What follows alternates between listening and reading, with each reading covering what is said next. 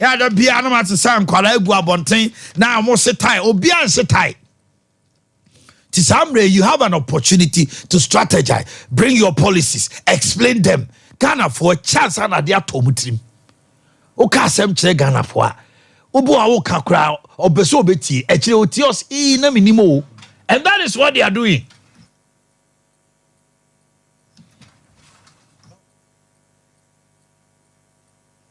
Minim. Oh. Mami, Honorable Bawa Brahma. Mami here. Honorable, good morning.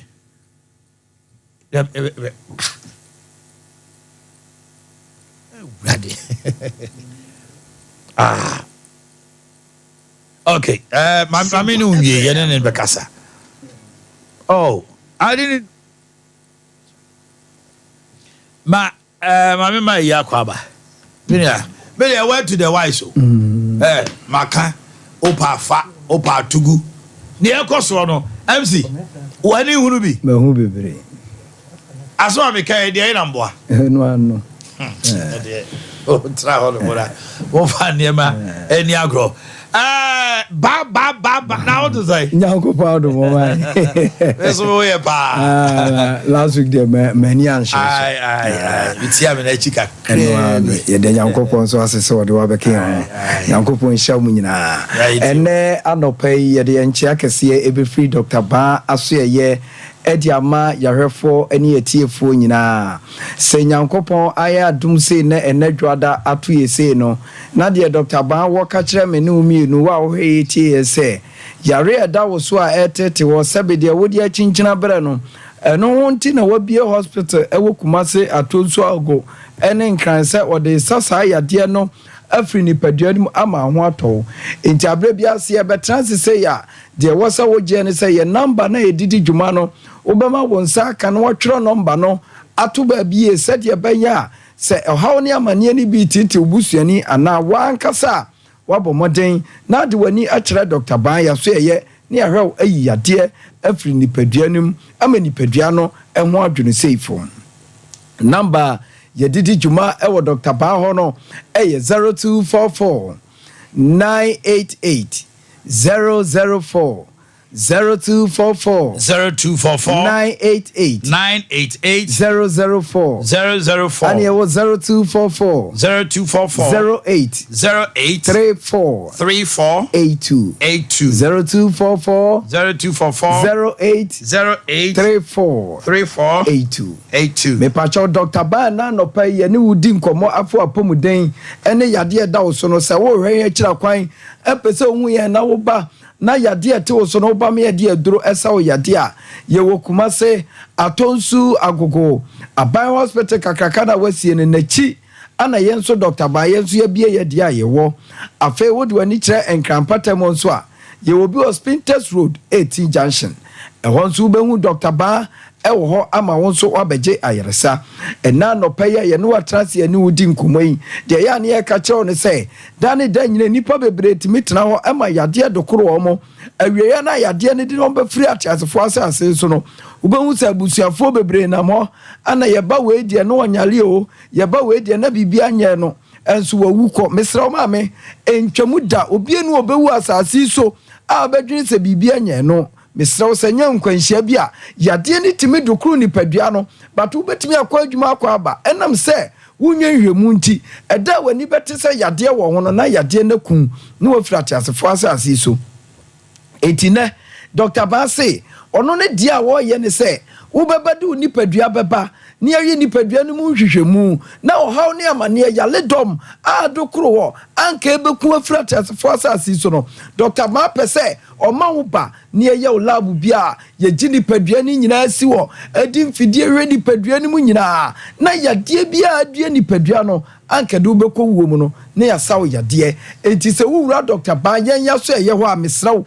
enya brofudro ane edidi dwuma eya bibidro ya nkasa ye ne nananom tete no ne ewu ekrom nkurase no hospital ne ma wunti edi enti na abaye unim se broni fa hospital mai ana bibi samfa na adro ma ye nananom na da ne da nyina omo yade ko no omo to omo na ni nyina ye aban a na ye nananom yuso enti ye kura yesu so no so wo yade kakra na bia wo ye hia ubehu se ekotete bofre ahabai ubehu se ayamo na ye de asaw ugja wo na wie ya ubehu se mfifratew na yade anka ebeku no yade ananka do beto no ubehu se kɔ enti ne obi etie me na se wutie me ya enipa bebra nanka first nanka omo nya bibidro ni no ena me no wo kasa empanimfo professors ahodo ene omo gye aduro ewo Dr. Baho edie be ntra ne nua ba ye na obagye aduro no yade na nanka da no so titu prostate cancer ene mema no bebre ya papa no bebre emrate no bebre ya de rubber toto omo bemem ede amenipa bebre hura mane omo te asenso omo bema ya tofom yankopon so amonipa no sa wu ansa na ni saade ni nyina ye den ewu akọ enso no be rempanimfo ahodo a omo awura Dr. Baho ne bi ntimi nyonso ebi ne de rubber to omo bemem ene omo bagye abibidro ahaban ya Dr. Baye no ene yade na nanka wo omo bemem no cancer na nanka pia nanka bema no ye de rubber atum no na wotwepe rubber na yi ama bema na timi asori a edwonso kama ye adwuma enti mesrawo ebia na wo nua bi wo papa bi ebia de rubber ato no bemem ana obre ewo dwonso mu a mesrawo fa ne bra Dr. Ba yaso ye abrani abrenyina ni udi nkomo a ni edi nkomo afa nipadua udompe ene wo kase enwo na ya ne ye ka kire wo mesrawo ye wo no ma bebre nipadua ne ye meso ya da ni da nya me ka kire wo se menwene se wo nipadua no nan ebebo bibim ana wo kotodwe bepim bibi ansa no wonu se wo yade aba kotodwem da bi enipadua na nyankopon boye no obi a wote asase su bia no se wo kotodwe sha ase ye wo ja ne mu hwe wa mesrawo ye tu anamo na fu ani kire enipa ba ko ayese wo hwe kotodwe eni dompe ne kasa so eye Dr. Ba no ye wo ena wo so do ani kire if arthritis betimi ama wo kotodwe aye wo ja ama wanhwe a wo beka se ato adu emu betimi awe pa na se nipa bia no se wo tena se ama kotodwe ye wo ya che na se wan fa ma Dr. Baho a awieye ndie didi suonie emfiti ase na eye oya no na fe eye oya saa no ampanwa asemu amu ama Dr. Baho a ubehu sa afra na abeso wo sere no efiri wo sere na sa dante asa ba akotodwe no ho na fe ama akotodwe ni ye dede awieye na ubehu sa yade na dokoro wo no ewo akotodwe mu no na fe akotodwe na chia enti ne me no kasa na mesra o mema me papa me nua baabi a ne ukotodwe mu hwe wo no me se otie ne ye abura ne na da ne da nyina ye die no enye senye na obi wo ha ofa na no pafa na wia fa na nwumere mesra o de wo ye ne nyina awieye no nkasa ho beka na se sha ase se eye wo ya na etutu a mesra o enkoto aduro emfa bibia nsrasra so nya gidie na fo ani kire Dr. Baho arthritis yade na ma akotodwe ya oya ena ma akotodwe ne kura na butu so no wodo nsaka na ewo so gegegege no enye saa na tie ena yade bia nya wo fa nsaka akotodwe hwe se enhim na enwo so na enso se yade ba mu na akotodwe no ahyase na ewo so na ni nyina akire no so akotodwe achia yade wom eye wo ya woje ho a wonyia ni nyina na Dr. Ba say wono ana nyankopon de saa haban na yede tu kotodwe so anum bi ema yade wo kotodwe mu kono onu ne kuta no enti na no pai o ma mi bi o papa bi ti wo ebi o wa burochire akwase buroni krom ana waka nche o se ni kotodwe yo ya ka kire ne se Dr. Baba se wo aburochire no ye wo ho akwanya se wo ho akwanya se yade aduro ebe ma ama won so ohaw na wo kotodwe mu no afiri wuso se wo te Ghana ha na wukuta poma ahodo ana wuntimi nante a enam kotodwe ya oya ena no pai Dr. Bana kasa opemu no aduro wura no de otete ahaban ma ahaban de sa yade no ena no pai wo kumase atonso ago pagya wo ma me no na fadi ne Mondays day ni ensa ne yade ema kotodwe ohaw ne amane no emfiri ne so da bia me ka kye se dada mu asetena no ma eye no amani pa bebere abenya haw ewo mu achi obu a ne nanye empa wodaso ana matress wodaso abudambalis ubehu se soro no ewo soro na we ni mu nyina ako a no odadi hyem wo se wachi kase no obi akonwa 3 in 1 osole a ni onkom no ako na ho no ako na kon wo se wachi kase no obi tenase a no agege adam no asam ne nani sei na na chi kase na obre wo se no se wo ya sanfum so we ya ubehu se be ya kakra no na wachi kase ni tutu eno na wanwe emire bi beduru ba bi be ya oya no obekwa se wo kase na rere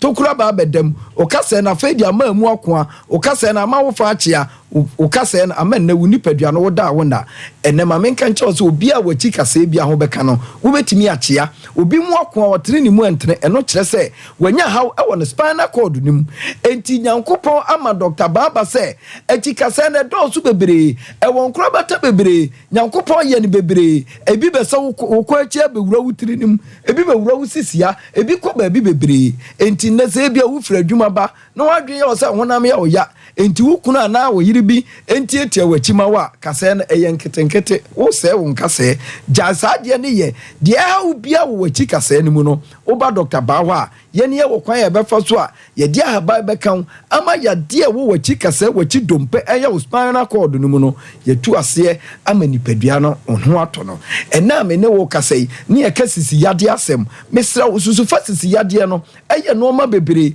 obi sole ya no de brabo na asole wo trase obobna enam sisi dia da ba ne beko enam sisi yade die eya akoya abusu yade me se yesusu pre no makọ abusuam enkrofo pleja padie bi te se dan de bia wo de yade na epre ko abusuam ma me enkosi da ban na usisi ne beko Dr. Baka kire wo se obi o wo sisi yade ya wo ni sisi mu bia no yade bia wura sisi ne ma ne wontimi nya wo hwe no sempo wakote ahwe ama usisi apemfom no ne nyina oba Dr. Ba ye ya so ye ho a ye wa bibidro wa habanya ye de betutu sisi ne so ama bia nom na sisi yade ko hen ba hen age unipadua na boso atena se wontimi nya wo hwe no ne etu sa sisi yade no afiri nipadua num ama wo nso ho atɔ enti na no pai nya gidie na fo ani kire Dr. Ba ya so ye ho na fe yade da wo so yade yen kasemu yade titi obi anya nkwanhia amenne ne namu dompe anani srem anani nsem die bua eno so ba Dr. Bawa ye dia haban batoto so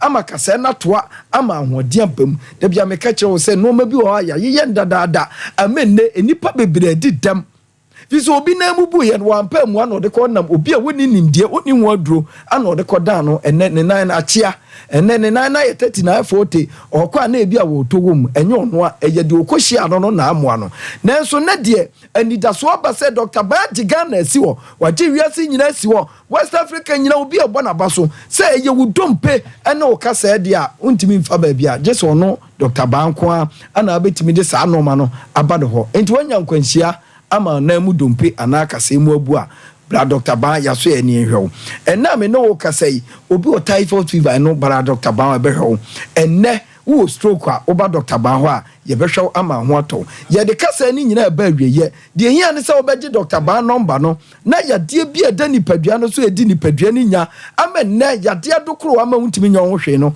ofa ye number ne sesi ai na de wani kire ho a ya de bia ofa nse ye kwankro Dr. Ba Ade habai betu asiama enti ya number no eye 0244 988 004 0244 988 004 and ya 0244 08 3482 Dr. Ba Okumasi Atonso Ago Abaya Hospital nechi enkranso ya was Spinters 18 junction anopai Dr. Ba Okumasi Atonso Ago fayare nyina bra ne mfia haba ne nsa oyade na wi ade nipa bebredi free Dr. Ba ho yesebo no eye ba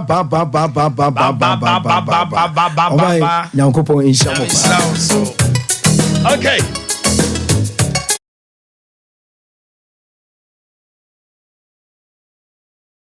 Right here, Nansana no chain. Now, Honorable Bawa Brima, Onoye NDC Member of Parliament for Ejra and a member of the Public Accounts Committee.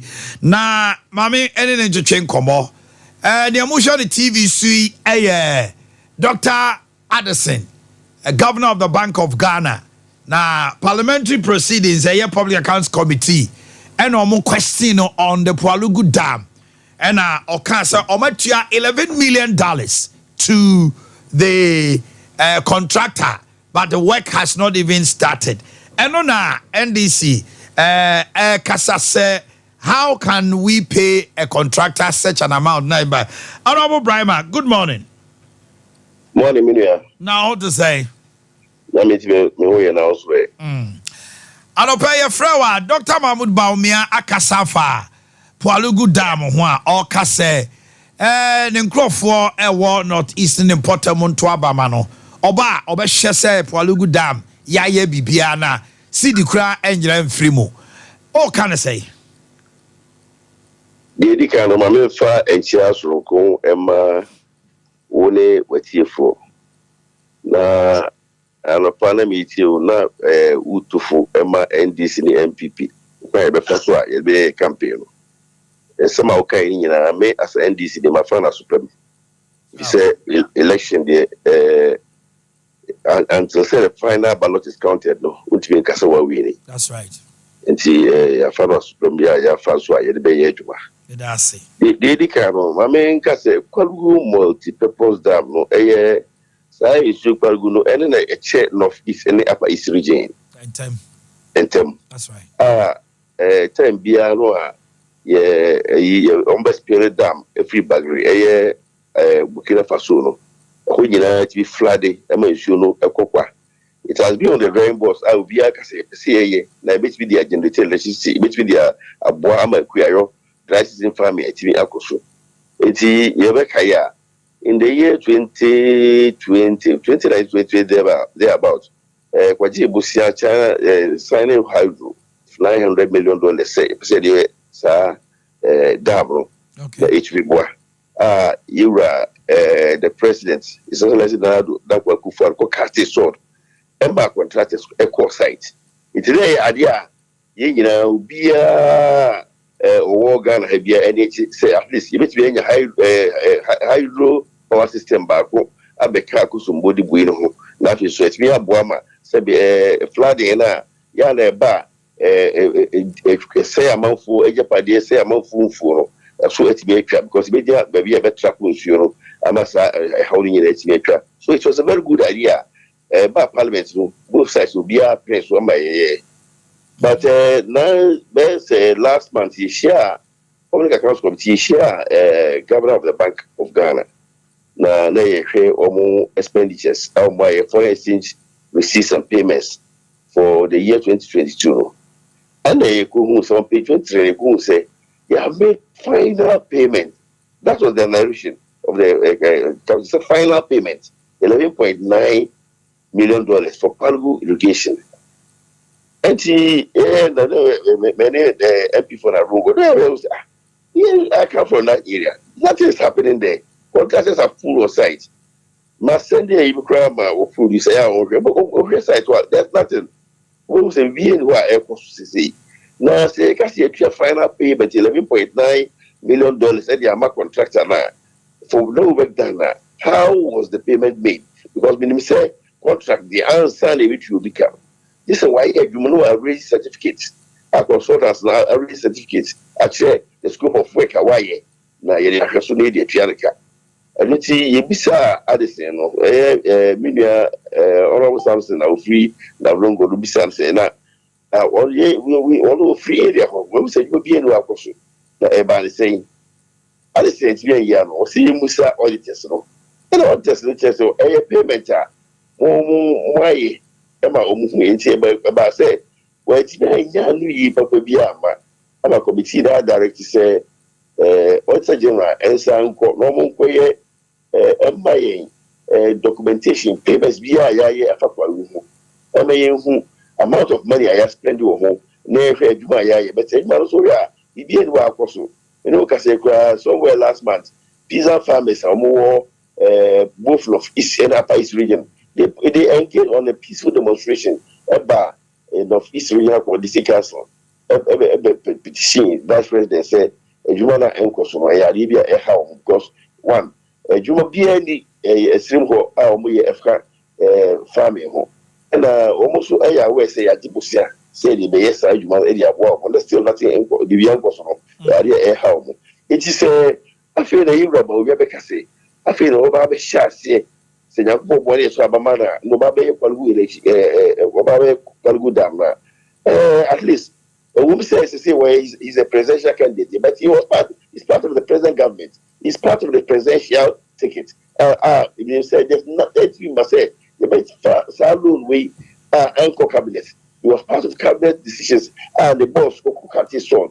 So you see, Kana a business of Kochi or my own business a Bayana Samba. The Kana would hear my contractors on what basis Honorable Brahma, we are told that the contractor applied for advance mobilization of 5% of the amount and for preliminaries in the contractor. Cars, nomne niema, nomne insurance, nomne adia, obe secure. It is a niema no se woko field na, you might not see it. And a dam no so somebeti ya irrigation I can't hunyina no. Just ya build a dam no. It omo call say irrigation no sombe omunye no.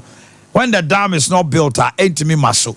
The contractor no, I want to believe say 11 million was the mobilization for the preliminaries no. I no oji tumsa. Me to me because so we narration me kayadi me in the office I can make sure it's a portion now come there so narration is almost a final payment. So you can say final payment. I presume say there have been an earlier payment. Now, honorable final payment. The contract sum, and I say the cost of the whole thing is expected to be 250 million. So if final payment is what we are all agreeing to, the other is almost 250 million. But here we are told they paid $11 million. 11.9 million. So it cannot be final payment of final payment. So it is presumed say you say unless in construction you don't pay final payment when work has not completed. Okay. And I will say wait your mobilization for contractors to mobilize to site. Why is a contractor on site now? Which may is IPC 3 payment for 30 years. For what is done? Now you clear, but people say about to final. Okay. If I was explaining first, me as a layman, me who can say final payment. I presume say maybe they've done works, some IPCs have been paid, and this one is the final payment for the project. That's what I presume. Oh, okay. And they say auditors don't quite further work. No more for documentations. Now I want contracts. No one Emra. So we are waiting for the Auditor General. All right. To do the survey. No, that report to bar. Then we can all have an informed opinion on the project. And interrogate it better. May the CP no pay. Honorable Brahma, a member of Parliament, and a Public Health Committee member, and omo raising concerns. I want to believe, sir, he is questioning the final payment of the mobilization because the total amount of the Pualugu Dam is expected to cost $250 million, which is huge. The largest investment you cannot say you can't call it the largest investment ever until that is achieved. Mame Emma grace gift for Akwaba. We are I want to say when young compound dom. Gabi. That want to say Marcia Boko Anopay. Media metihana mabet swami. Ayu apomudene ho nsem no nantesie ye apomudene ho nkomo no a ye say itrente ya inya achesoa na nyame ama adechie fefe odi adom ye yebedidi yebenom yebekọ yebeba enframa ye ebinye aduane ebinye nsu aye nom ya na mubo nsu obi ho dawuro aha Mose ya nom papa enso so nyina na ye wo ye den a saa na montu we nyina de yade ebeba na twede ampon kwa mbasa yi adom a obo ni wi ase no ono nso no anim se eye den a yade ebeba nti obo nu ya wi ye no ana o se Adam braha edua yi se so a tibidi de mum ohododo nso a na hahan na bena na hine fasa ho ya de so ate ana Adam bo ne ti kori efiri tete jam petu pe benso edura nyankompon de ma da sene eye heba abibiduro ene enim fufuro bi no kra no a eno soso wo ho no ye nyefiri heba eye emu ne etwetwe ana ye de aba na obi se wachinchim aduaba agu chansim yenim ekwan ofa so yo no de niema frafra begenom na se ye de aduaba no asi fo se we de aduaba no anie ni obi na achim enti dia de hene na nkaye cropper de ye cropper ene de ejanensa that's what I'm saying mo kan say organic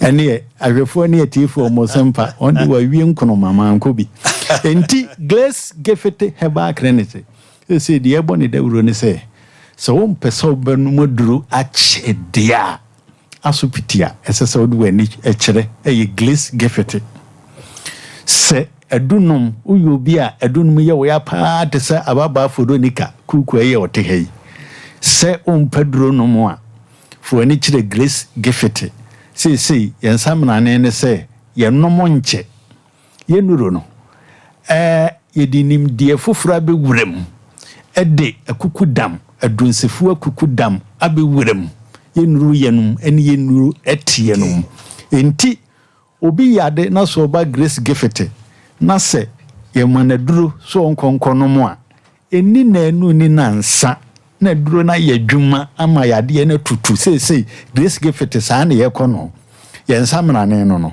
enti umpeso benu madura chi ubi ho a oyade ye no wanu madura anuma nsoso kura ano emre dudu enyi na ode benu maduro no be wie no na hrabasa ankosi aga na osade na ni a kire ba bi foforo we senkro en hot umpeso benu madura che na enu nansa acha na wotwe na yade na se atutu na wotwe na se ne uba grace gefete na sa wo yade no uhunu ensachira yesoronko a na ofie nipa o ye wo no na broche wadantin boot ya amde komiko imu bi enti genomes no ne bra ohwim sukun kwanta na so ohwim asuofia ohwim heya sukuu Johnson ana mo a mo hwe Sompa mo won kran mo a mo tie Sompa mo te fin ya apimu a sei ya tutumu ya mo kon kran no ya mo nkonu atwemota petroleum kwame nkroma twemota heya sima aseben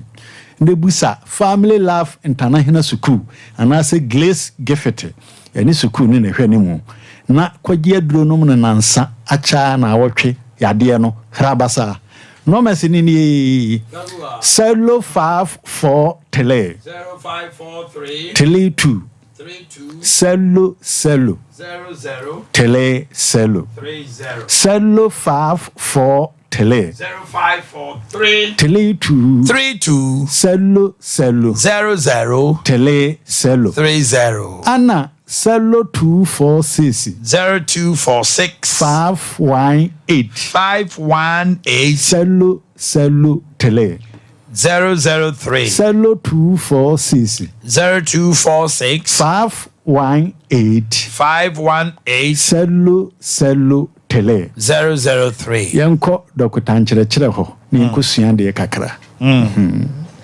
yes Gabi yanko openi mechi ya obiem na madawase na madatweli ya mponyankopon so ase because o mighty insem o mighty insem pa na eno so ye part of healing because nipa da se ni o sorry na se one day pe obi kasa na wontia a problem de eden e de maw de aye kan se yade nso attack wa ebe din pa se ne mabu okra ebe kan obeti ase de ntia e ma yade dangerous na etwa se onipa bia no we make sure say at all times no we check up as often as it is send e be ya obehu near o system no send ya etie the standard ene niam e koso say ye ana say enye oman say ye nipa dua ho nya important anka we sure say nyankopon be ma nyansa ye de be ntwidi a de be hwe nipa duam because the body is so important to God himself once I can tell them no ka tell say unim se unipa dua nyankopon asoro down kronkron tim na de obese ne nyankopon bese no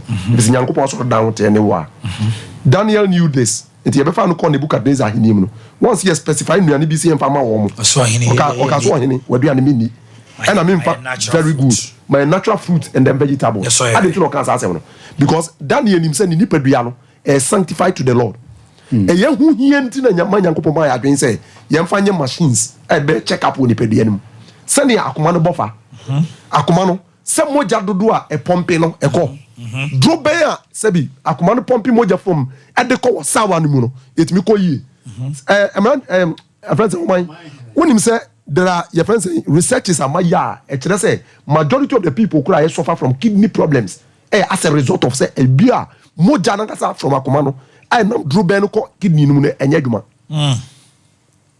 The majority of these heart diseases, no, it may a contributing factor for sour a problem and as a kidney problems. Okay. I didn't make us ask me.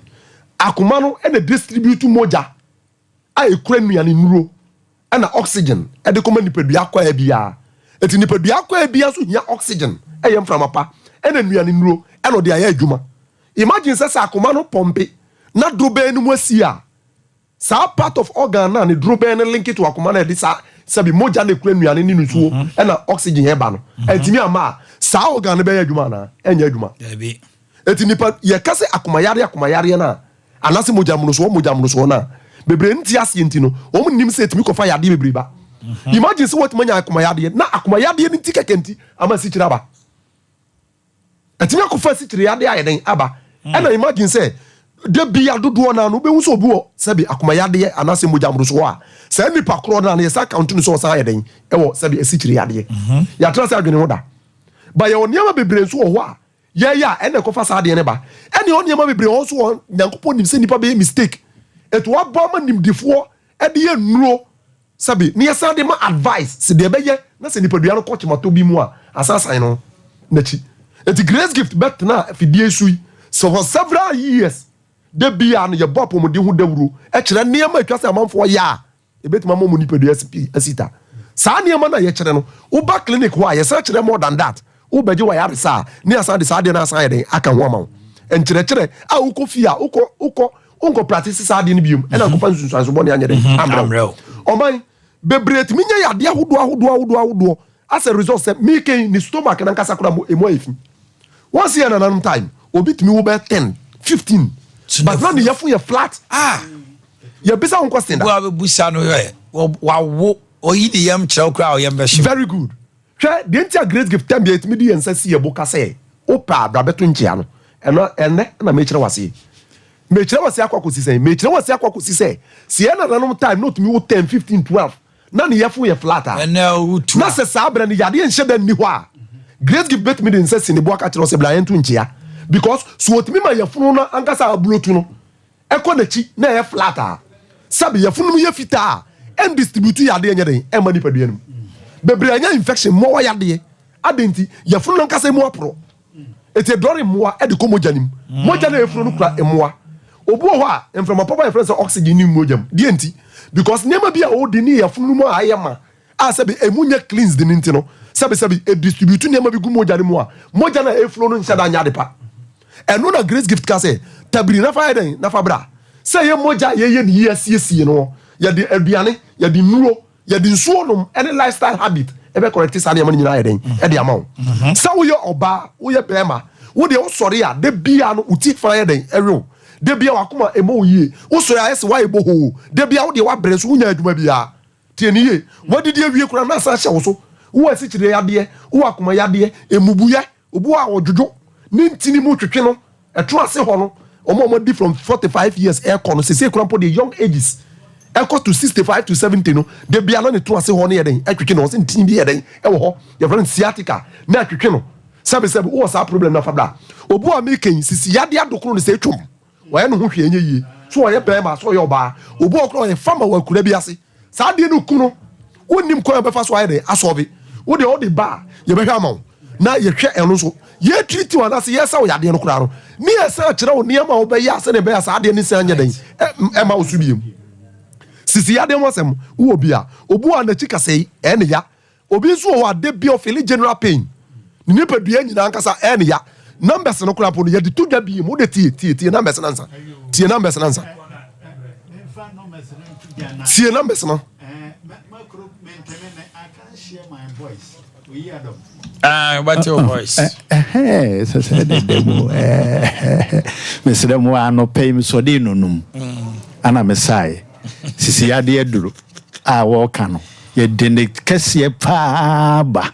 Usisi how said dear no ba grace give it here. Sisi na duro na tenete. Ubi ya mama sa me te ha nyina se anase atua me. Enti Mr. Mo amonye numbers no. Ohwim sukun kwantana so.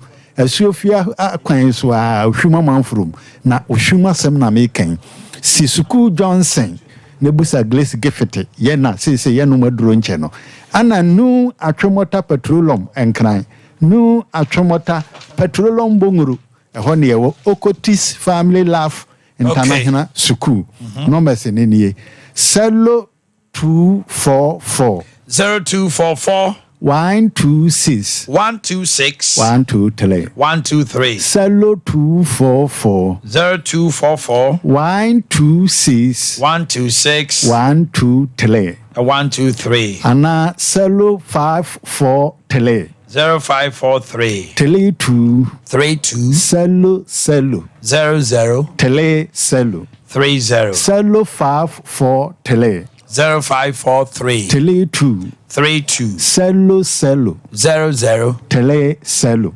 30 Oman ye adwuma da bia ye ntum anopa no so kwesi anwumre no num oba nyame nti ohubeto na mami musa qualities mu asem we say omo twuro dini aye twuro di na samre ye mra utimi wudini firi ba bia wokɔ ba bi foforo ana da bi samre we wo card ayira twen samre we utimi nye transfer udin no eye omo twuro mu din da de wanya mfie du nwotwe na adwene mu da ho na ne hu ni nyama nyina di adanse se we na bonoma no akotwoti 18 years and above what drew universal adult suffrage utumi twro udin no ena de ontwro ni din obu on ma otukwan fe no aba obu oso ayade bi ana bibinti basamre omni etwro mudi ayo wa kire mi mu ye we na nko mo se menko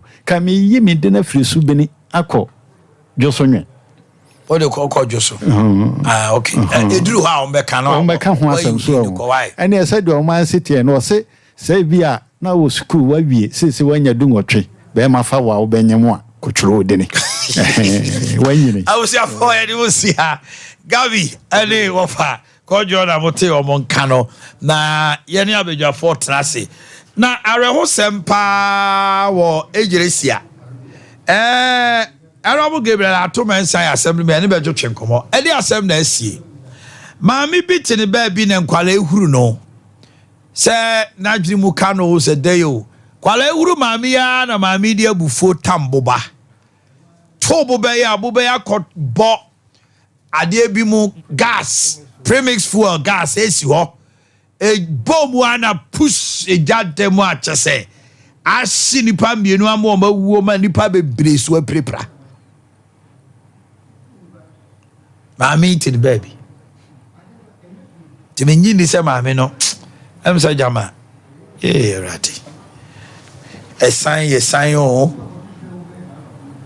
ani pa mienu awu jana hye wo mo ye mo hwe ni TV so yi je se wo mo kra o ma survive a ija no che se ya spray ya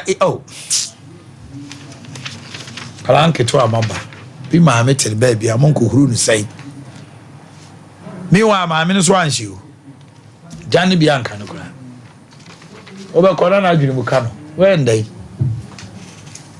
reposem anopay PV Jantoa ofia sanso so ena MC for Tafo Lord Inusa will be joining us. We'll be looking at the NDC and MPP campaign registration. We'll also be looking at Walugu Dam and Sema Abetudja and Ehon Kroneba. Anopay, stay with us. And Sanano. Mamenka said Dimpa Natural Health. Also Bia Doctor Akachna also when Yabino. Ana wa woni padua otumu se woda wo na wo butumi ya ochi sa wo bo ano twetwen wani su briw e wo mo a wachi ase ye de abapa bro wachi wanyina anu di adanse se osa na aka no no ka ho fo ani kire dimpa na ekohwe ye de natural herbal product local and foreign and ye de be hwe Kumasi anom no ye wo second floor Wallace Towers de chemso ahanko ane wo na yeni nkomo dimpa yesra hunya mpa dimpa de stomach ulcer last stop freo 0245 1184 34 0245 1184 34 and 0246 744 744 0246 744 744 anopel person to tru wo sen Now to 3 year. Yeah, the toothpaste me and son. A total care. A herbal toothpaste. And a whitening toothpaste. Every years.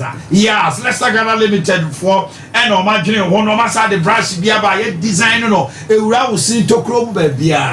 Baby, I was say run it to make the Jumana mouth. Yeah, what toothbrushes I would Prince, Princess, Monarch, Duke, Duchess, El Kitty, toothbrushes are Colani penny for a cop bathroom near to chase and Niger was saying they are white fitter. Samson I have no a baby to decay, no healthy. Unhealthy gums in everyone more no can every ho. I've a total care so there. And to grow mousim. Samson I was saying Proyanis adding in free ho. Fred 0501 390 337. There, Yas toothpaste and the Yas toothbrushes. St. Louisa local rice and you when you move to be now, jollof rice be now, fried rice be now, watch me. St. Louis Ghana, hey, Yasmin senior dear. Yes, kama. Yeah, the combined harvester machine, papa, tobacco say, hey, kama, Ghana, hey, so ye agenta, Utia 6,200. Your best supply would doso po na what Tom. St. Louisa long grain rice, and Obia Jatum. St. Louisa back clinic La Paz. Yeni Eco Bank, now police container no bank. Fred 0204 649 743 0204 649 743 and 0543 435 746 0543 435 746. PB, me watching. Now pom to say. Bibi adedi. I don't pay na me din komobi. And this is me who campaign ye. Yeah. I mentioned what you for the kind of campaigner minimum some year in opposition. No? Even in 2020, no, I don't know whether it's a strategy, but the way a manner opposition campaign, me who is I say the vice president is even campaigning more than you. Why so? Yeah, Omanhene. I mentioned share be no men share telephone na maybe o fidie duru bia no mo hwe na yen share bibia na yen Nyankopon so ase me say this year elections no it's a bit different from elections ya ko nyina because we be very objective na NDC was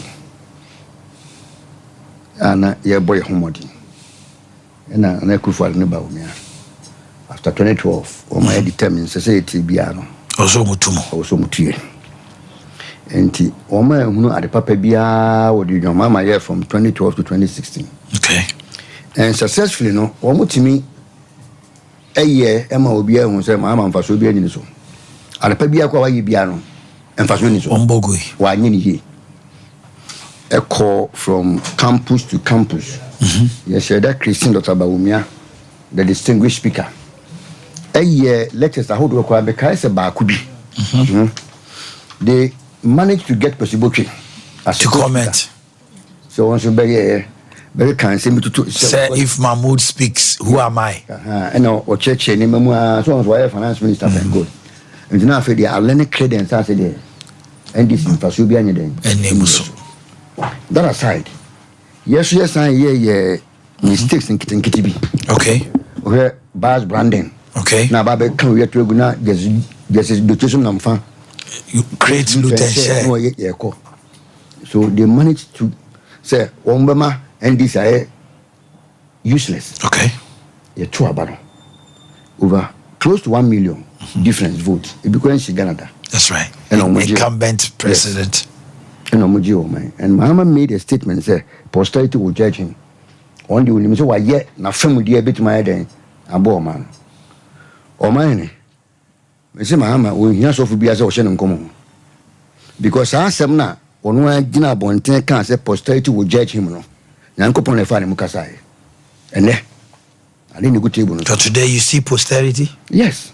How? Because ade bia Dr. Mahmoud Bawumia agina bonten criticizing Mahama elebu no incompetent no ene ono Bawumia no wo da attention no kra e ben ha no Error. Niama be saying, share my men for Palugu Dam. Say, yeah, because I make reference. Remember them, Abia. Was it is the highest investment up north? Yes. Was Titi near Ma Palugu Dam, a bit my day. I dear bois.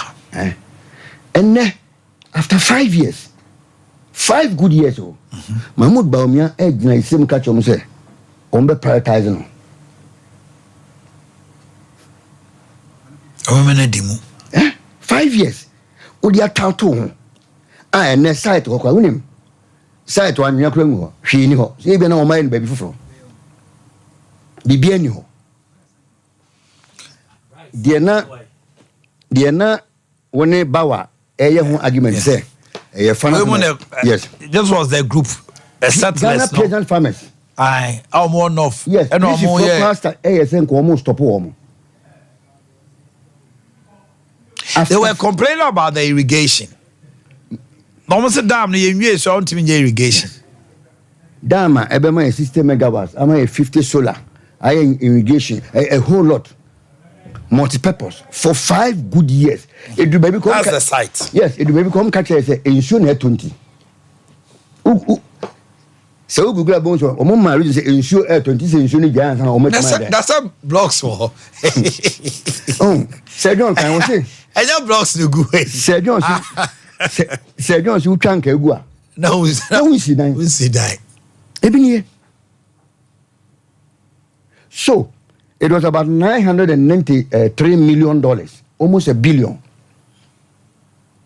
And then, Dr. Baumia, only inconsistencies. And I could for the cattle, so I say it will put 25,000 hectares of land under cultivation. Now you have Dr. Baumia, what the 3,000 count, 28,000. We need the maybe our estimation we say okay less. You see, how are you? And it's a 5 years, and then I overbuy prioritizing. And Dr. Bamioni Bibi, when you are he cannot be trusted. He ain't for my insurance. He cannot be trusted because Obi only confidence in yourself. Him because only confidence now. Open my idea at 20 no, and what time must I know that no? I didn't see the coin say when man prioritize idea. Because emphasis was you. Ultimate can consider my food aduane boa ayemre was our trend of regions in because of the Palugu. Yes. Ebe put a stop to a friend saying Bagri Dam Shiamu Ebiamaneba. In fact, somewhere 6 November 2022 or so. Only say Omubi insurance $3,000. That is 10 September 2020. Ensure Equifa, Omubi Bagidam. Equifa, say Nipaten we. Yeah. So it's been a perennial thing. And this was expected say Nipaten it's going to be the game changer. Nipaten we Tabamiako or Tohuna Kazadi, Ibin Sibium. That was 2022, 2 years down the lane. How can you trust him? Say, we be able to say, "Boy, mama nyadi no." Say, "Your man come and protect your reputation." And then any pebia we young baby and say, "Won't you mean intellectually independent?" Why never trust the idea? Why you think he's not intellectually independent? How? Because my man can't say interest. What's now? For 8 years. Now the car say we a driver's mate. Your man come 1 year the way. Why never do it? Tell now. Now then, young Tosa, but we be for the Banabe Boame. Nippon example, but the constitution dictates that. I'm coming. Nippon example, and Nuntina Makofa to Mahmoud Baumia. Abba. This is a man crime. Can't you protect your reputation? So, what were you expecting the vice president to resign? Yes. Really? Omanhene. Yes. No, be free me. You need to be free me. Be Boama Menyadi. Me man advice I won't fa. For 2 another 2 hours. Number 2. Na Mahmoud Baumia Obia or resign Nezangra no. And Edmo Benyano, I am a friend web bank Ibini. And so what's now I have a hammer, you know, a good teacher, and you are going to prioritize it. What? I didn't hear no what a friend, a son had I don't know, you know, a friend interchange, you know. Tamale. Yes, say no way or prioritize ya. Uncle Ye. And then summer and then. Once I never could do, I could, you know, I can't say, yeah, but or prioritize with winner. one does it sit well with him?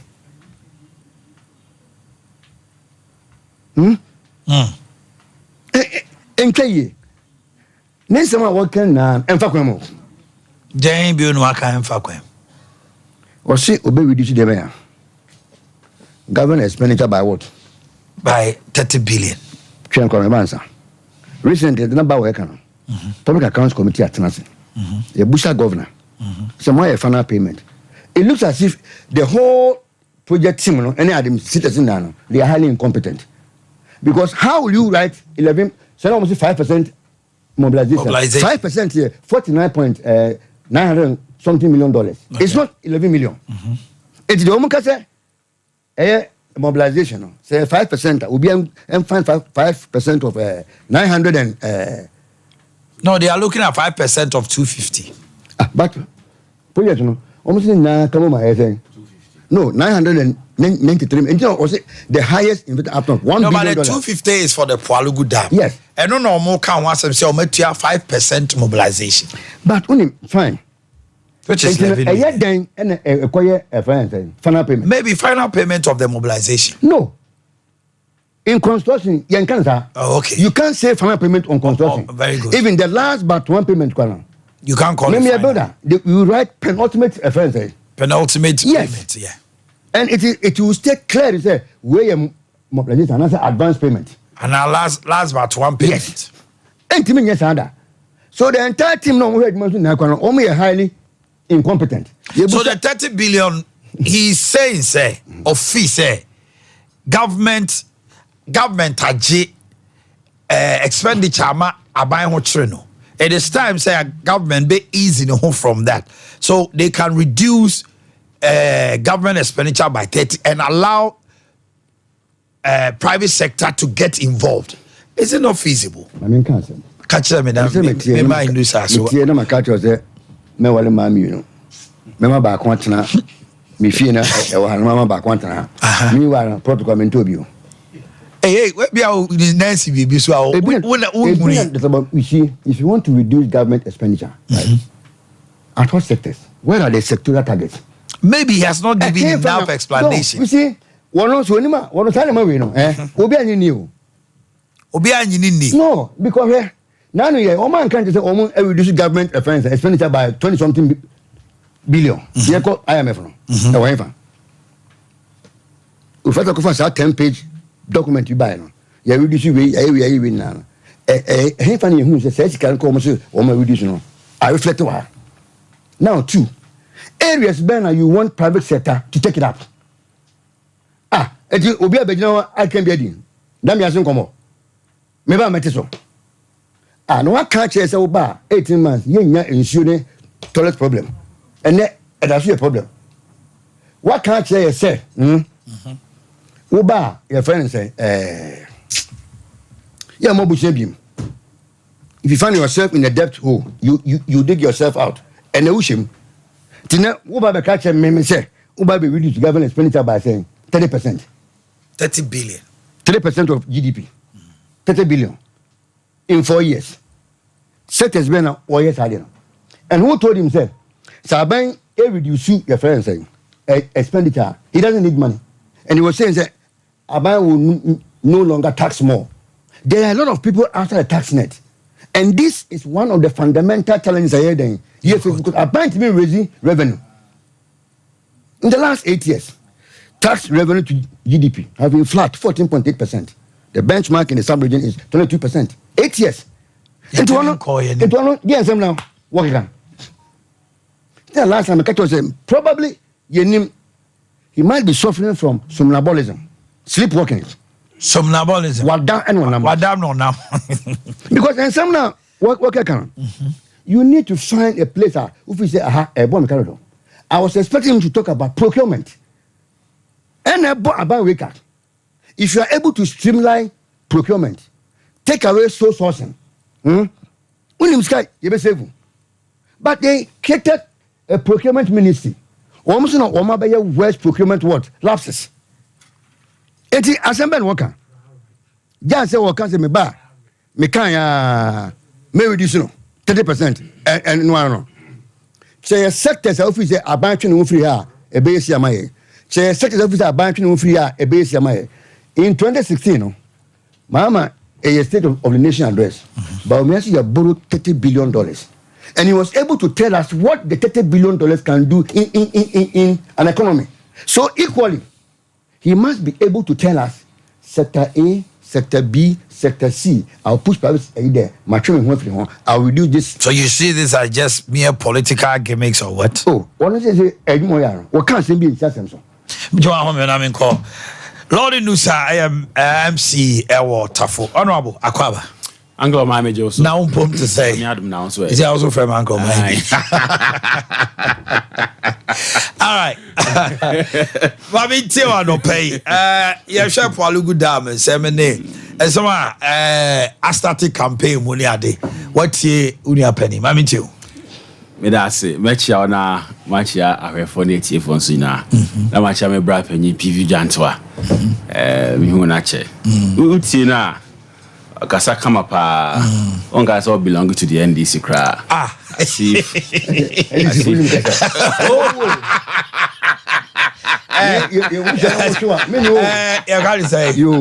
Doctor, apologies, Dr. Bauma. You and I were not here. And I pay me by right in 7 Sunday. Then I'm dream was so pie that baby era PVDV and far expenditure anyway. That's right. That's right. You bet me artists was saying Pony era about me. I can't know by your own areas baby why and far. Ya dream call huntia. BB to say salary cut by set for 2.5 years now. The MMDC I was saying near Agent Cresa close to bed set times 4. Okay, for 2.5 years. And here 270 262 no savings I that notwithstanding, your fat members of parliament, your fat MMDCs, your fat ministers. Ya dear be a check. Dimia no, this send you about me and break on here, baby will wait me expanded the alcohol. Ofa obi to say member of parliament or co-parliamentar your man car your man is car son van ko highline car na dia man no aban so no so na wotuaka I didn't know say basa o wi aka na obefa ye sign to aba na obabioma or da so qualify so for the number of times or be co-parliament you qualify for saade no ni nyina so aban so no so o wi aka na obefa baby a boa kakra o hwa ne say essence car ne ne dia na obefenti no no na to ne fuel ora na ye ne maintenance oba MMDC sa car ne ye mfa nko ye wie di besi yo but aban na to fuel aban na ye ho maintenance nti saa nyoma we nyina no e wo se ye hwe baby e de beto a ye tua o ka minister baako police ni fie water bill, light bill, gardener, a deben sa no money nyina. How see a sheho. You quantify how much I spend your sa and nema we ho. Offer district bako, ko MC fuel. Ko maintenance. Na ko ka bi e dia ma ni fuel bi e bo. Nti ye no mi say me anapemba kra na o some frame drive time na adwa mama ya ba betu na akopom na esi na bia san adwa me ntu me fa nko ba bia because fuel I beto e ho nneoma ne nasefo enti ye hwehwe saa nneema we nyina ne ba bia yes e kan ho bi mpo na what's the president say ye bet me expanding akoma bia me kan nyina member of parliament ya to an okọ parliament o man a brand new car aban so close to about 40%.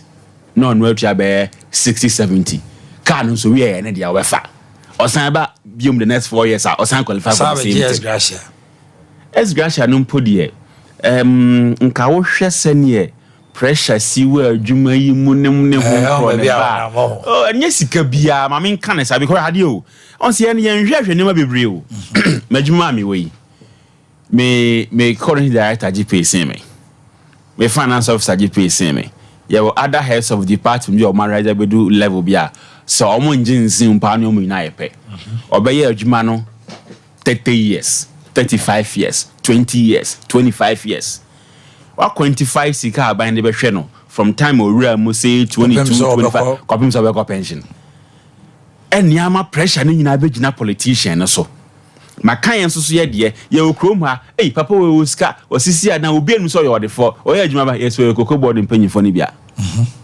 oye adwuma so ECG panyin oye VR panyin or customs or SEPS or GR or ha yen hwe sa ne manu ni sa nkrofo na said omusi ya ade for but attention ni nyina ko gina politician so yen ye dia me feel say aban betimi aye to cut down cost na maka no but other areas pe wo ho ankrofo ayi ya ade for to say technocrats yes the amount of money and bet na musa kopem bro de be call retirement ba wo na ado aka na bosom zen ensia sangoch or 8 years wo twam obi da so te o meboa obi wa aka 20 years aka so obi on ma 4 years so be dino sika obi hwi akono de wadi be 20 years no de toto ho a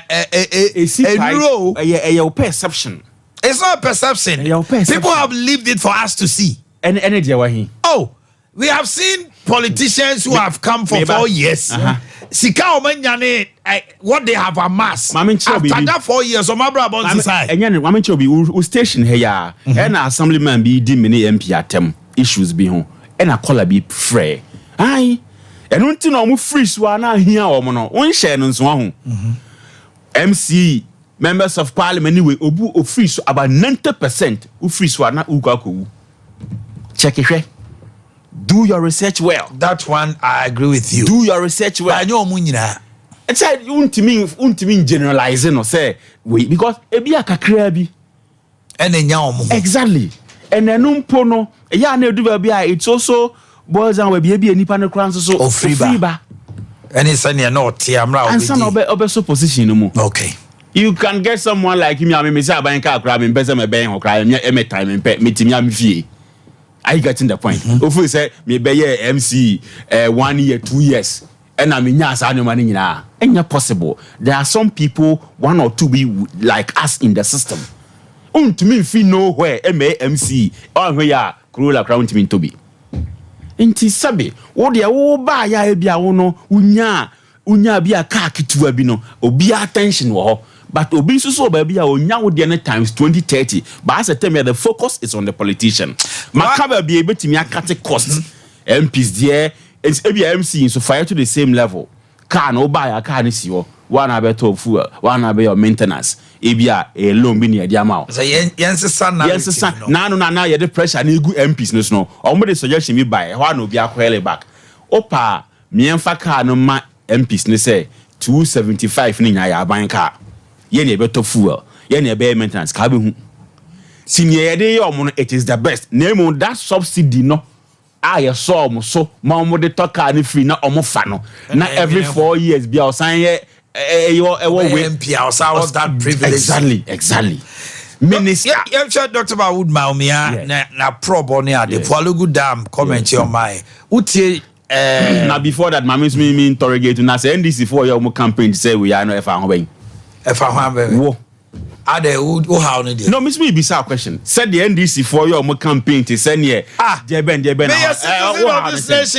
me too for I know that fa ho ben okay me to a photo na me 2 years wo so fa ho ben me o da me na chi na me chire be are me job kwan pa ho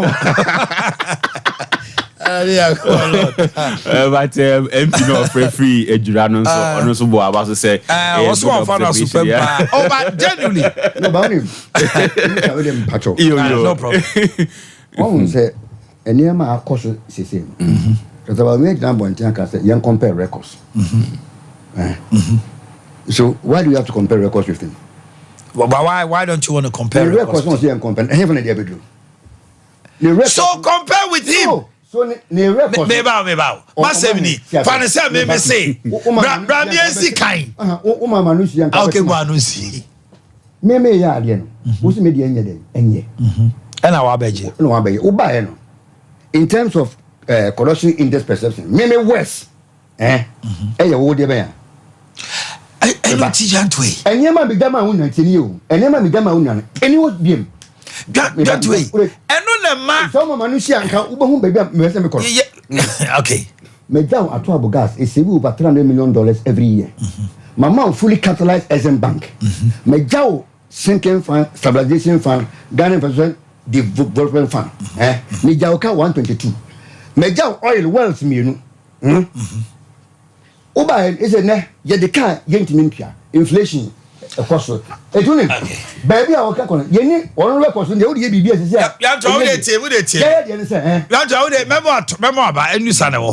It gives you the best opportunity. Go and kill him. There is no point on the fantasy. Only records. On the records, no. No, exactly. And I also say only record. Prove to the whole world say only records. So why you saying that? So, Mammy Landia, I said, no, Bobo. Has any friends, El Hali, Tama Champions League.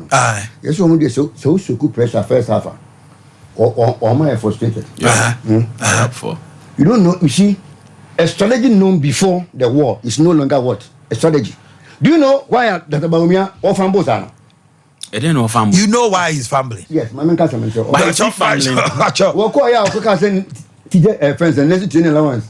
Yeah, so there's one girl. Oh, but that, or see, they are paying again. Can say, Omodeka. Now, for 7 years, Omundia. Very good, yeah. It was just a period. So, can say, you buy no, you restore. There are challenges. Maybe there is what? Now, come and here said there are no challenges. They have paid. Okay, but that's it. Sir, you have the floor. I don't know why they're pushing it on. Me and you, sir. Well, sorry, I'll come with me. I can't but Ghana, baby, I take for the free buy, Mills Mahama buy, and another sign buy, baby, your man, Asia Echo. And no more car with us, as I say, I'm not getting it clear as regards to the contractual sum.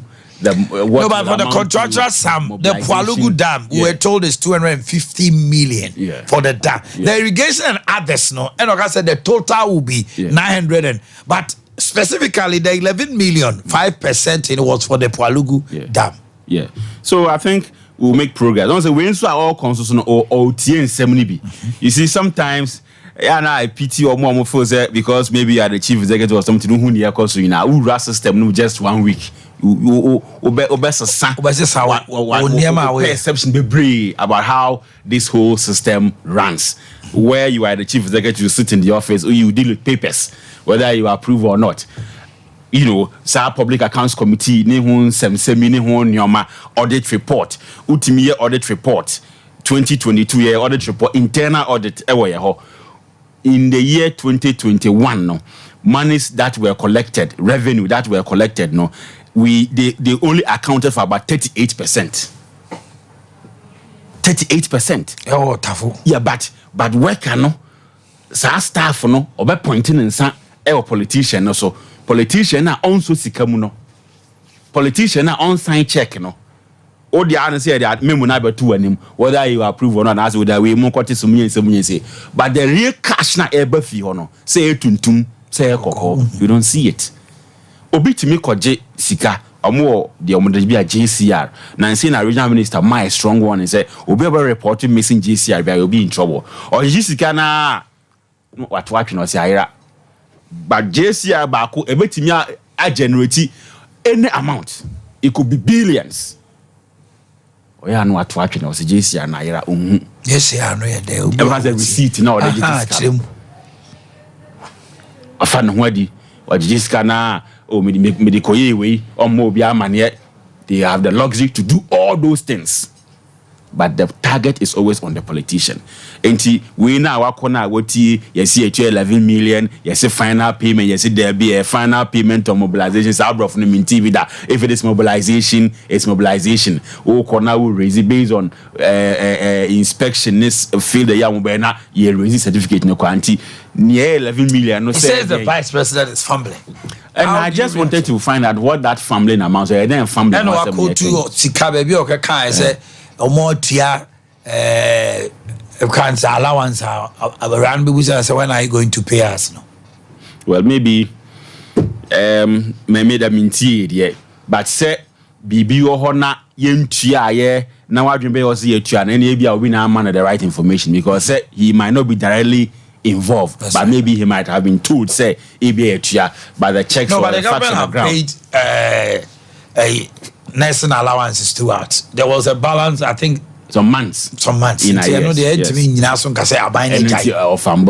what we and ya sometimes because say omunya aboche because obi betwa mu complete they send na ko na eni ho utina fi na obi a engage wo fine obi engage wo no maybe a ebe ba with some monetary commitment so ofa ka akwa adwuma na asefo nti eka bi aba say nya aboche ye betua na esi na ho allowance ye twa mu and this ye restore ade na wo fi nkuma pen so see restore na ekokam in some months. I mean any kwan say your man no ye be ha adwen. So we need that baby sooner Emma. So we are moving forward. Nti said there were kind of observations, Bibia opa konform kotie. And this is say back kasa Ghana for who omo kasa pa onye hwe so kasa pa obeka. And say person asanteman obia mo nani da ho. Obia mo nani na ho. The apathy meant to aba menye win. Ade na so predominant in this region. Krobi sufo or dakom adechin obeto NDC. Compare Sarkunu to Asantina Hadie, a nation akwan ye, baby, I won't answer Dieda, say be a kwan ye, Quabrio, come to Quabre, a Yajum kwan ye, 18 ye, about 10 or currently ongoing. Oh no, I'm 8 years, not a santimani, not Sarkwan now. Oh, mamma, dream won't da. Or no crown, what do you cry any time? Or so crown when inside ye. Nini pa ye dia it is ka akokra ma kwan akra nyam fe at the time bi ha no do abedua ti mo mu ani na ho na capitation ne ho na ma nya ha na di bedua ye nya ha na di bedua ye kasafon ne kasatwitwie ne mpu atwa nya ha na ye beka no ye nti obi nya ha na ye di machine ma na ye ka it is ka akoya ma kwan nyina akra nyam fe nya ha na ye beka so kan say this MPP ni na ko mass statement we okro bi so a enka ya big issue obi aka bi fa ne ho di Fifi kwete nsema no anka fa ba omia ho so ne ho yom sere ne ombo mahama kan bi party wi akodi akire ye be use what atwe fa mawda ye yi ni wi no watima be ka se o mbi vo ma ya de wansan kran san ko gina ba bosum ni anka se atantan de abasirim nipa wagu omani ma se ba e ba omia se MPP ni bi a o ya santini ene ko ka fa krofufo bi so fo ho politics man ka be hu de basic kroma ba ko kan wana ni bibi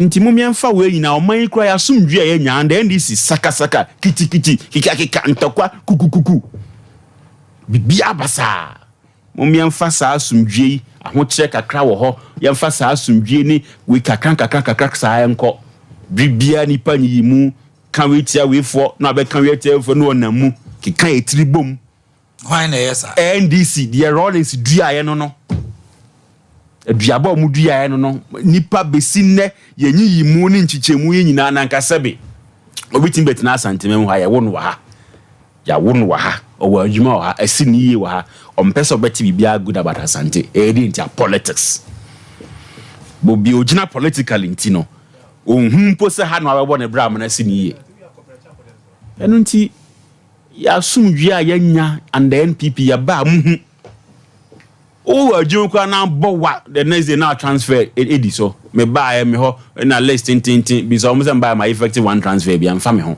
e na Ghana for ye wadwuma me de me ja wako I always tell them I'm just passing through, I'm a politician or chana mini ho ye nye a system sakasaka because we are in power nya wo ya enye yempo the NDC will do it nti a stunt man am de make us akire mu yenso so yemfa enho ahwa ye ho obi ne ho dani amanfo NDC abetina so mfie bebre ba ni kro ya amanfo so oda de NDC hwahwa ne ho I na ye wa santini etimi fa MPP ne ho ahwa ye ho yenso so ye de no we should be proud of it after all ofa bibia bom the economic situation bibia bom we are far better yes far better now in terms of development or everything what?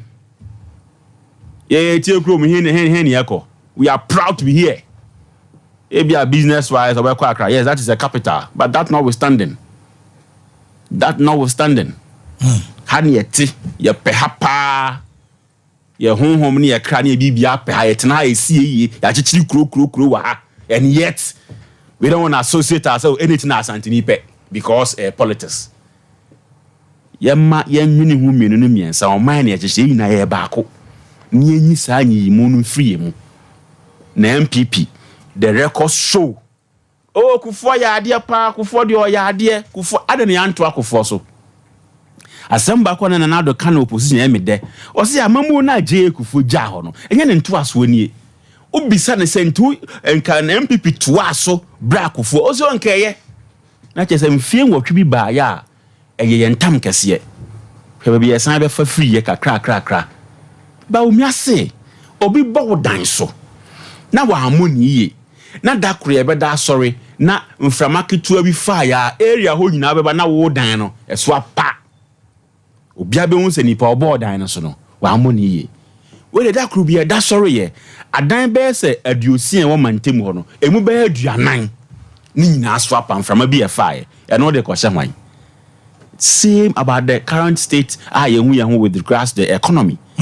we are seeing na apini because BBC enti na ama twetwe ama bebre sika sem na se for ecoform don't we hear near koso ama so covid ni ho abesisin ko yi nioma ba na entisa ye Ghana ya 2017 2018 2019 2020 obi a ni adanse na nioma ekoyi thereafter dey na see ye bi kan wi ase nyina enti from akese wi na abo na nkrofo nyina dan so apa enye se da sorry na ba akofo so dan na apa ni ebetimi aka se wa modan no so yi bread da sumu close about 5 years because na kro bi enu ha atwa ehu sha bibrim ha oda sumu for that number of years na num ha kakra yi edum don hre mienu yesi anti bi da ye nyaaya anka na ayesa abrochiri ebetimi atena obi amfie du ana whatever years ebi adako pe bi na mo se bi akran na dum na asan aba ye nyaaya na nka yezuzu ke adu makane anu mo na ni da krokra nanso so ohwe ne ye course na nsia ni kasa ya nyintum se ye dum so ndi sifo kukukukuku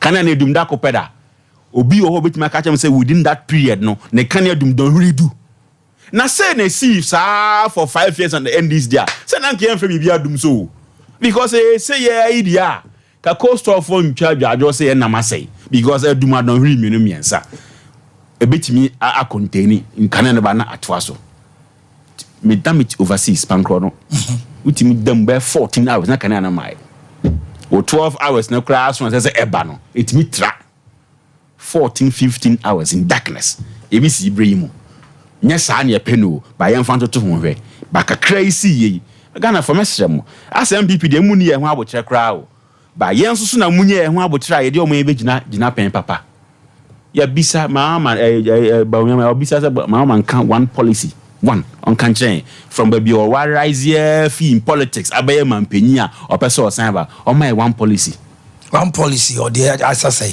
obi a this unfa so o man mu o my obaye ne pen so o fi na assemblyman a be rise here abaye o mampeni o my one policy only be o see dey bisa no so no be kanchen na dey beti me dey minim nti mo mienya MPP ho abotre ama bi a kire onya omu signal bi wo amanyoko bi se we na betimi abo a ya na omota tokoso ema amanyoko no etena so che ene South Africa ene amama bebre Kufuor be hihye o man kama mfinhye aduasan chi ni ema aban mu da Kufuor ba ya kikri 201 to 2 hwenhye ne nyomo de ba ya Ghana fo nyina di ho adanse mfie nwotwe na so ntiko Kufuor mo bae 8 years ye hu de si okroma sei nti mesre teach obi de me kasa tra santiman enne wo hwe ahoodin bi e bofri srim ho ba na it should tell us as I say ye tenase yi anano ye ko wie 71.3%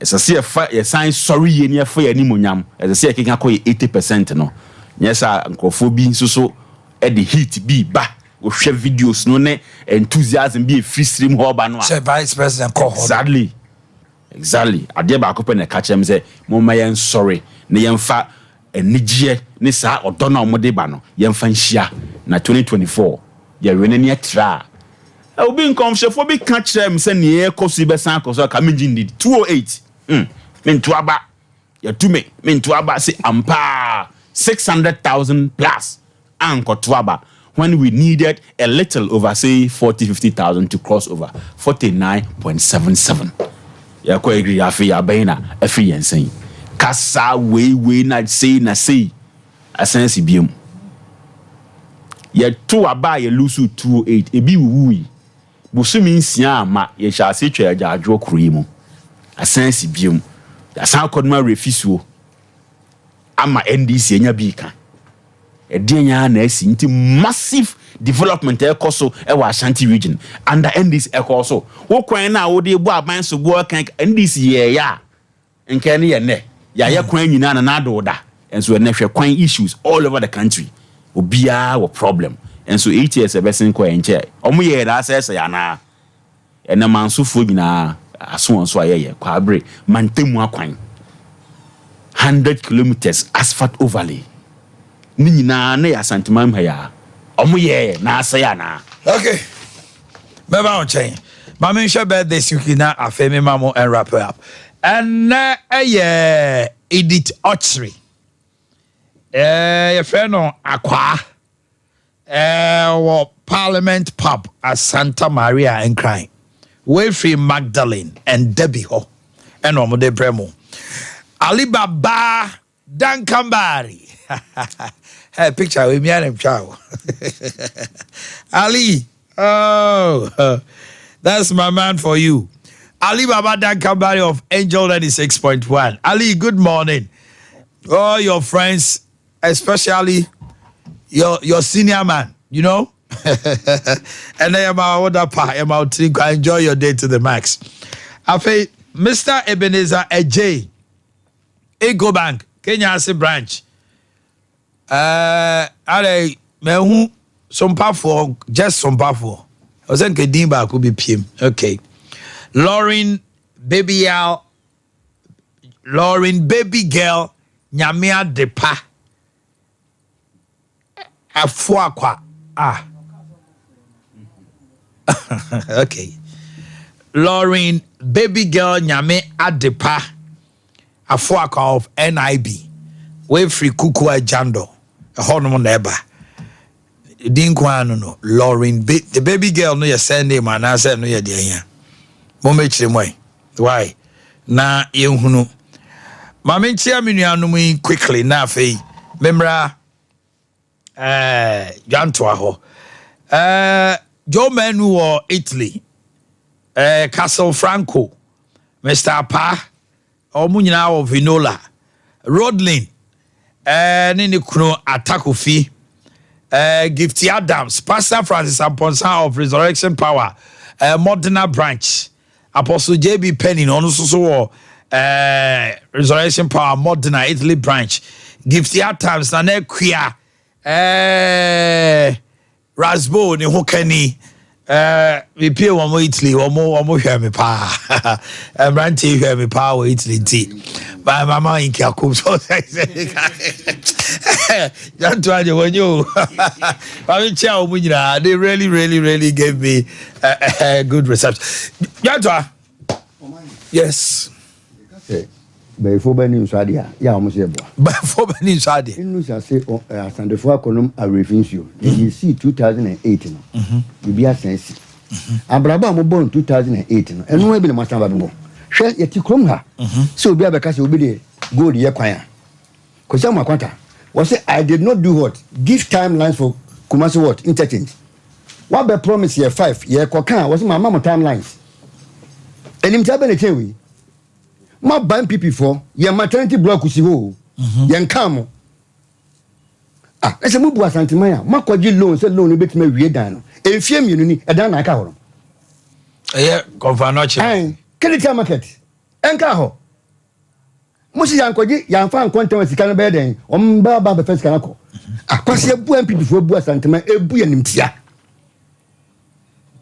Ah, e kwan. Enti ma yankwa na ebusa o se mensa wantimi anka ba bi kwanda. Ebusa senso Boakye afere ekufa de yire ento bo obeye he no. E ho dan no mo bodin. E ho region sentiment nka se yeso won ka project sen mienu wantimi anka. That's all your press conference hospitals. Ah. Omanhene. Yes. Ukro mudin. Ubapa din. Umami din. Yebusa wa odwen ho ansa waka. There we go nyina. Wada akra unya ne. Inu chako no ye tafo MC. Wa boku mase din. Nti o se mensa o to. Wo ma bebu asantema kwasia na aba ye toma mo no anka ye atiwa kwan ene chebi kwan wie ene abaye kumasa kwan 1.7 million no dokunu we ehun nam nie na ma sa ka say yan say da is a 5 minutes to full time interchange na say me boa 5 minutes to full time eno ne 5 minutes full time ye dey na time say so wie oh yes 5 minutes full time interchange gana e no asesa ye because am akota say o ma time nti yan kan ntum ampani ampa so yan kwa yan interchange na ye need dedicated source of funding ye ko tibi fili ko no ko aho ni atibi afiri ha peace and sa mo me han kunya so am interchange ye sabo dey ade amode ya santima Mudia santima fa kwan boni so buye kwasia ebuye nimtia ka ho na mo tie ka se waya kwan e kwan mo ye di chebi from airport junction to Akoko Express ko e kwan e kwan me ko me kwan mo san ye di nkan e kwan ne tutu from some about to airport about e kwan enfie mi nsa mai ko he di aye ko he chebi ni etiwa kwan se amna ko beda so enkan ye gu ho 2017 no mo ye yo na sama mo ye chebi ni akwan na ehia no na aprekwan ni ho I say, yeah, the 5 minutes to full time. My princess, pure promo go quiet. Aye, 1.7, no. Check before Abansan on 2 Yet to 1.7 million.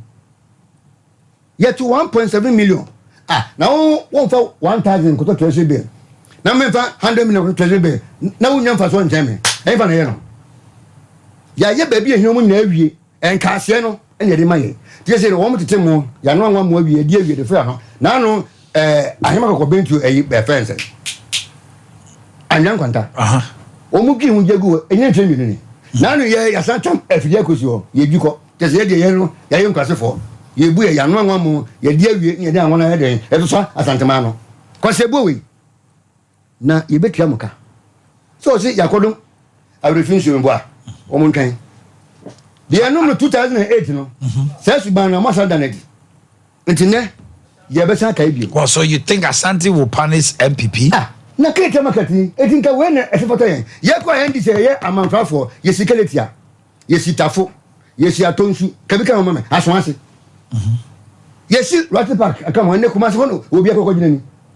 Ye kwa mo se ye mfa santima nya hwino. We receive you Ni atu 1.7 mamwa kwa se ebo we mabuye.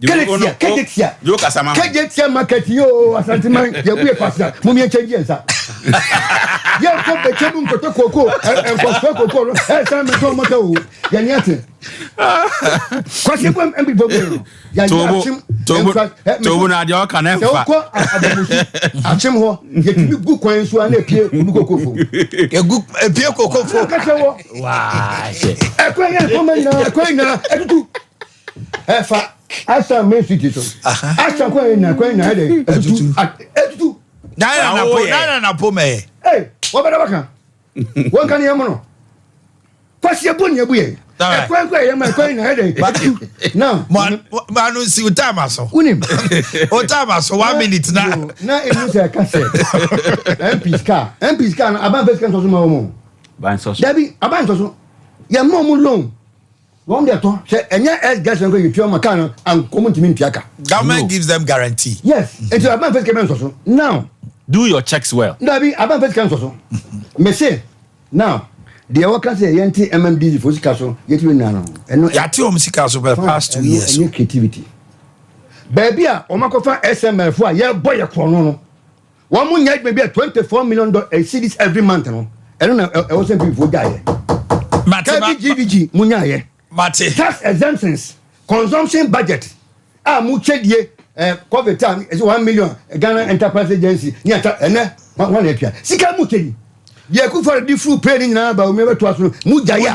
Ye when say no. E use our bit to wrap up ba me peja mo. Ala we ni ho ma ni kan wo. Fiscal program. Makopa na kwa ba. Ma be tie no. E use. We da say. Is it dede we a o ye na anu ya na NDC. Ewa aban mu wo ka kumasi akwan wo ka we ne enti ama phase 2 na check akra ne se wo hwese de ne ye kejeti atete mremu no a ene cars dodo a na ekoho adwadie bia na ekoso wo ho ne oton rice water ne obom pabo ne we se na ne nyina ye dwadie edi ni wo ho But we say and allow for those things. So all those things have been cut because some phoning in a way is we no man baby. A journal and factor. Oh, banning you. Sabi no your turn rice water in the bumper when all shop. Honorable, PV, Kasa. Omanhene, your turn rice water, ne queen nam when your bumper when no here shop. So in here shop. But the current setup of the place no and allow for Sadio Mano. So all those things have been captured. Cars do an eco KGTia. Any. So phase 2 central market no share Sanema we nyina to see said the air there. Now say NDC beka oh PV. PV manim ye. Asa who ira. Bacho kasa. PV ne microphone yo. NDC ni asante mind there en ha ho anapɛ me yɛrɛ bia wonya ni di tobo because NC kasa no de obetimi akasa bo mu aidega but December 7th will show ɛya na emre so we person chese ye de jama ye nim nyansa sebe se we ya chi nyina mo so na makoto MPP me see krobi amanfon so oda come sorry ade chen obeto NDC that is the answer me dey ma enti nyansa ndimi na be kire se PV kasa na me yini microphone afi Elisa I call out the chair na hu mi ache na we msa so obo communist nti ususu who buy enti Asante kai en ha asante be kai so yenim ye de se ne obi nim ne de so yenim ye de that is what I can say ha nya manfon so akwan a wo kan na Kumasi first Kumasi akwan nyina nche bia de chem so tafo ashton bantama ye meyi ye crop oni we nyina no na ya poapo any monchimonka ye me eri nyina asphalt overlay wo ba na wanye anse na hwe mantemu dia wo kan ye dia kwan bo chairman secretary so sa ye ya na ebo ni din na MP o ye kwan chairman sankwan ni MP na onfasa ne ma no enka na de yo ho enso ni nyane e de bonachi mimete as chief executive akwan a bia government e bi ba na watimi to say me about 90% of the roads the government central government na de ba enso ni nyane e de bo chairman sanchi ene ekoye ye crop no no ye bo chairman sadi biom so NDC ni asanteman de we know nya afa na abeka ne kikikikiki me say ha nya amanfon so ni aban betumi aye bia yaye ni individual betumi yaye enti ye nim ni eko the sinton de ye nwane mfi ho enu nti ye so mo nkoso nye enwu arehye mu sama amase 4 years fra untimi mfa nyehwe ba obi obepe de nya 4 years no ba enimu honeymoon I rest my case. Me da sentiment. I was your former madam say me da PV Jan to us. So why get in us? MPV get that. Now sounds so. I was your former.